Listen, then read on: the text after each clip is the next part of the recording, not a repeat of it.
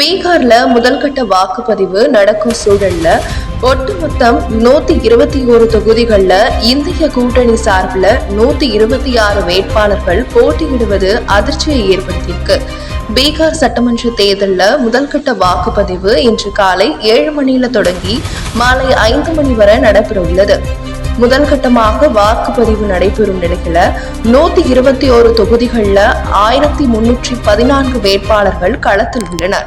இதில் 122 பேர் பெண்களும் 1192 பேர் ஆண்களும் சொல்லப்பட்டிருக்கு.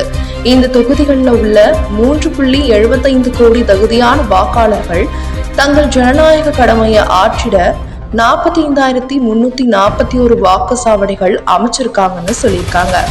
2.25 லட்சம் அதிகாரிகள் தேர்தல் பணிகளை கவனிக்க உள்ள நிலையில் 2 லட்சம் துணை ராணுவத்தினர் மற்றும் பீகார் காவல்துறையினர் பாதுகாப்பை உறுதி செஞ்சிருக்காங்க.